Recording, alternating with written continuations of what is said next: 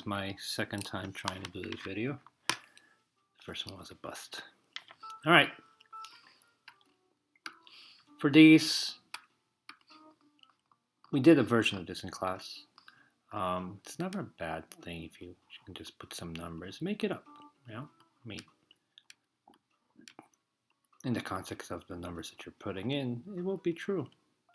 Right? It's not like the C line is increasing and then all of a sudden it's increasing right now. So it just gives you a little context. Right? So I know the numbers are made up, but nevertheless, it makes you maybe understand it a little bit better. All right, so we have 3 lines here representing 3 different savings accounts. And they want us to write a story for each one. So account A starts with the highest amount, right? And I mean, it doesn't matter what it is. I mean, in my story, it starts at 70 and increases at the fastest rate, right? Because if you look, 2 things. If you look at the y-intercept, that's 70, so that's higher than B and C. Look at the line is steeper, so that means it's increasing at a faster rate than B. And C is decreasing, so there's no computing there. Account B starts with the middle amount, I guess, if you want to call it, right? Between A and C. It's increasing as well, and increases at a rate that is constant and slower than A, right? So it's still increasing, but much slower than A. And account C starts with the starts with the lowest amount,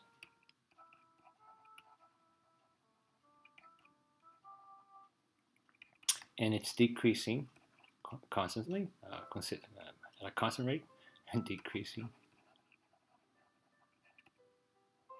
at a constant rate,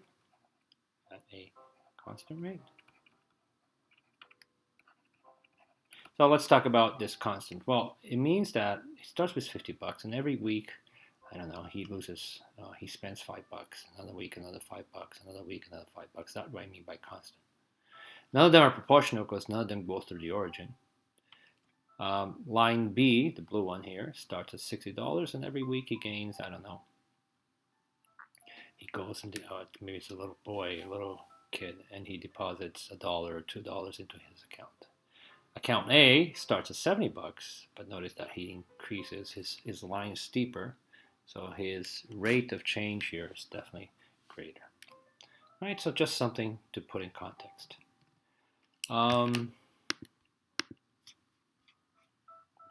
Determine the sentences are true or false. Okay, account C decreased as the weeks go by. That's true, right? Account C is going down. The slope is negative, so that's true. Account B has a greater rate of change than account A. That's false. We already said that account B is not as doesn't increase as fast as this is account A. Okay. Account B started a savings account with more money. I forgot the word money than account A. Is that true? No. Account B started with whatever this quantity is, and account A started with a little bit more than that. So this is false as well. All right. So that's your first question. Second question, we'll talk about translations. So we have line M, whose equation is y equals x. And although we don't write it, I'm going to write it just to say that this is y equals x. There's a slope. What's the slope? The slope is 1, right? I'm going to take it out. And then the y-intercept is 0, so it goes through the origin. So that particular line, the yellow line, M line, is proportional. Now they're asking us what's the equation of line A and B. Well, they both are y equals x. This is also y equals x, but they don't start at the origin. So if you talk about translations, line B has been translated up by how many units? 1, 2, 3. So it's plus 3. Or the y-intercept is 3, crosses the y-axis at 3. Line A, if you compare it to the original one, is a translation of 1, 2, 3, 4, 5, 6, 7. It crosses the y-intercept at 7. And there's your equation. So there are your two answers. Notice that they're different from the original in here, right? The intercepts, where it crosses the y-axis. Same thing here. We're comparing it to the W line, which is y equals negative a half x. The other two are both translated line. One's translated some units up, and the other one's translated some units down. So line E is y equals negative half x, but notice that it is 1, 2, 3, 4, 5 units down from the original one. So we can write minus 5. So let me write line E, y equals negative a half x, right? But 5 units down. Line B is the same slope, negative y equals half x. Sorry, y equals half x plus 1, 2, 3, plus 3. Right, or you can think of it as 3 units up, or you can think of the y-intercept as 3 because it crosses the y-axis at 3, and this one crosses the y-axis at negative 5.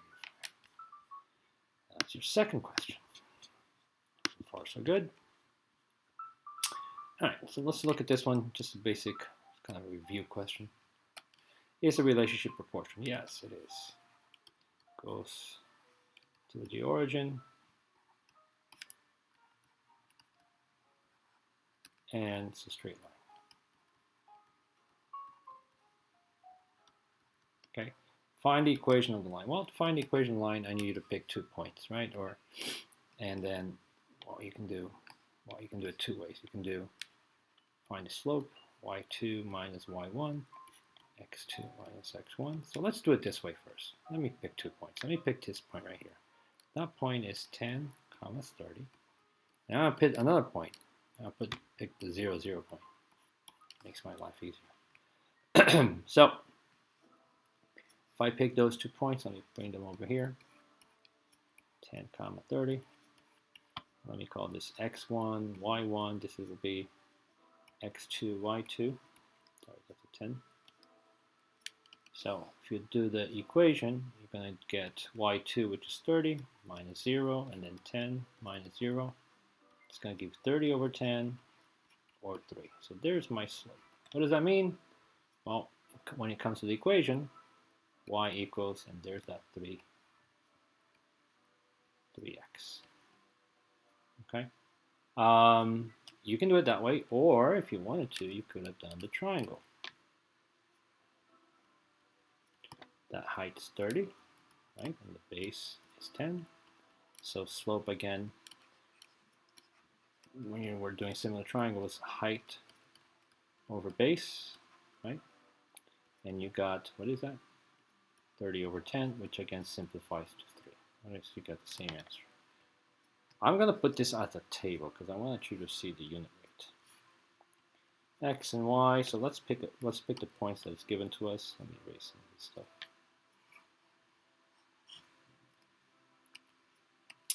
It's 1030, this one is 102060, and this is 3090. And I show you how the slope shows up. So 0, 0, 1030, 2060, 3090. Right? And then I'm going to add one more. What about 1? X represents the gallons, Y represents the cost. Right? The unit rate is this guy right here. What about 1 gallon? So where does the slope show up? Well, the slope is 3, right? That's also our unit rate and our constant proportionality, because look, how did the 10 become 30 times 3, 20 times 3, 60, 30 times 3, 90. So I can use that. And if I have 1 gallon of gas, what's the cost going to be? $3. And that's my unit rate right here. Where is that in the graph? In the graph, I'm going to have to eyeball this.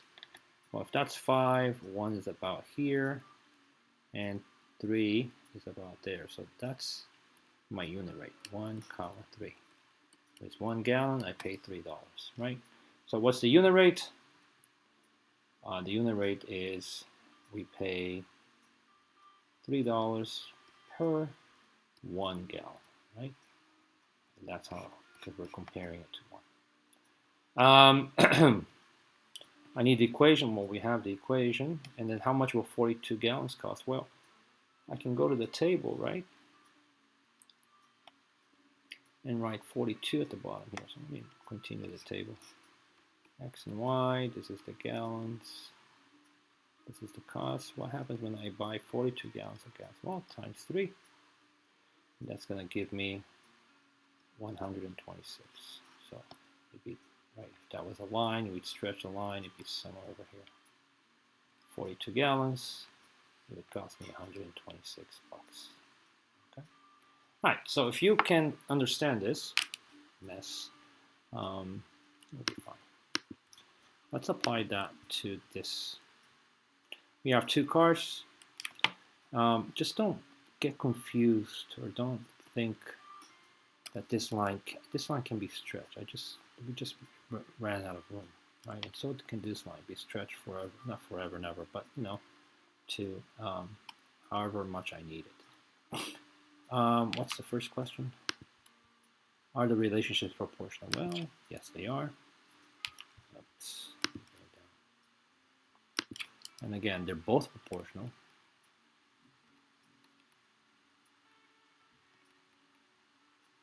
Because they both go through the origin.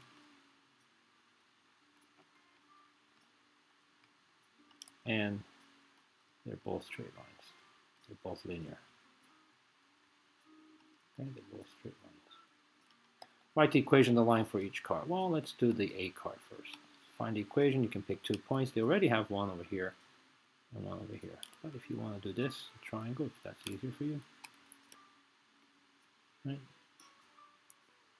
Be very careful with the your units. So for car A, the slope would be, well, up and down is 300 divided by 2. The slope is 170, really? 150. That's the slope. Can I use that to find my equation? Yeah, that's the slope is that. And my equation is y equals 150x. Car B, take 2 points, right? And do y2 minus y1, or do the slope like this. So we're measuring the y value, right? So the difference in y values, right? The height, which in this case is 300.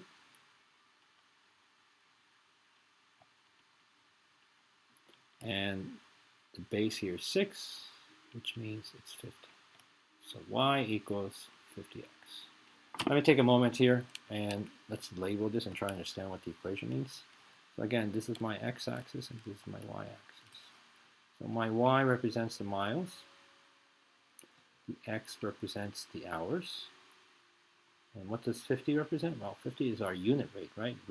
50 represents 50 miles in 1 hour. Same thing for the other car.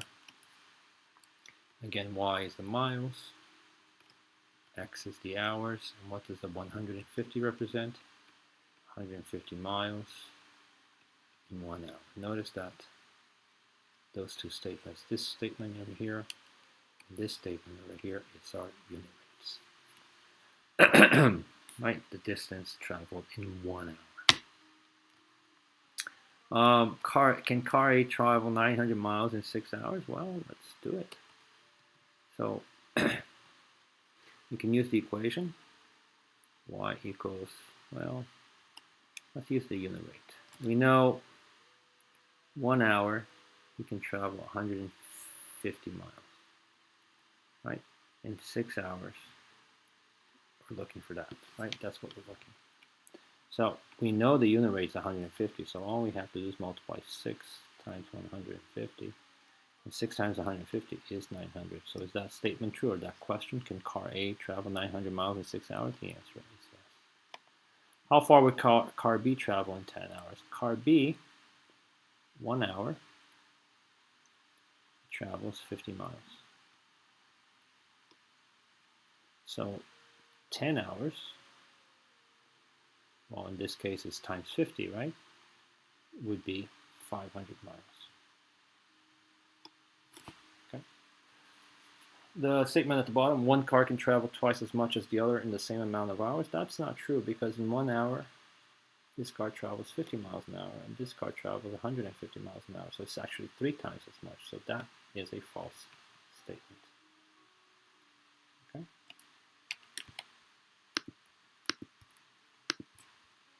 Not that bad so far, right? So this one, 2 more. We want to graph this. John went to an arcade. He has 48 bucks in his hand. Each game he plays costs 6. Graph the relationship between his card balance and the games played. Well, $48, so he will start here. And this is a y-intercept. What's this point? The point is 0.48. It means that 0 games played, right? He has 48 bucks. That's our y-intercept. Well, 0 games played, he has 48 bucks. And each game is 6, right? So if he plays 4 games, well, 4 times 6 is 24.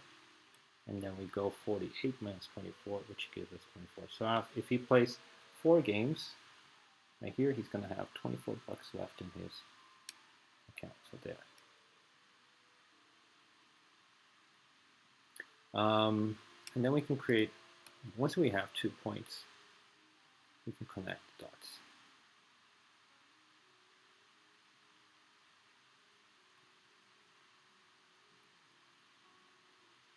Right? And we can use that information to answer the questions here. 4 games, what do we say? 4 games, he's going to have $24. What if he plays 7 games? With 7 games, it looks like it's going to be, he's going to have $6 left in his account. When he had 12 bucks in the account, how many games did he play? Well, here's the 12 games, $12, and let's look at $12. That meant he played 6 games. Right, so we can use that. Can we write an equation? Well, here's my equation. Y equals, every game is negative 6x, right? Negative 6, because we're subtracting that from his account. Or if you want to write it the other way, y equals, this is how much money he had, and every game that he played was subtracted by 6 times the number of games played. Yeah, that's it. Too easy of a test, no? Quiz. All right, same type of question, just another practice. Background page. Okay. Graph the relationship between hours and temperature. So what does it say? At 12 p.m. the temperature was 32. The temperature fell by 4 degrees every hour after. So let's pretend 12 is 0, your starting point, and we are at 32. So here. Actually, let me go.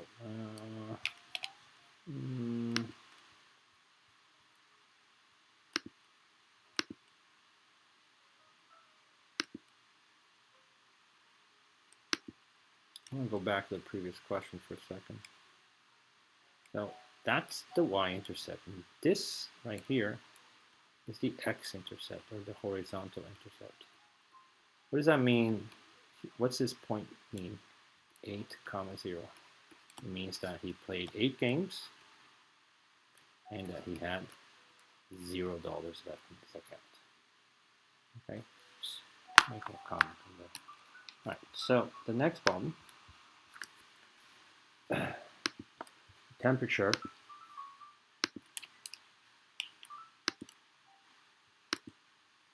there we go. Temperature starts, we start the day at 12 o'clock at 32. So there, start the timer. So every hour after that, it drops by 4. So 1 hour after, the temperature was 28. 2 hours after, 24.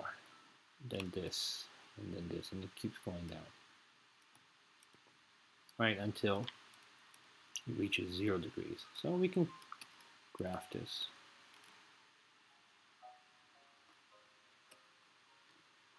Let me just push this over here. Right, so we have that line. So we graphed it.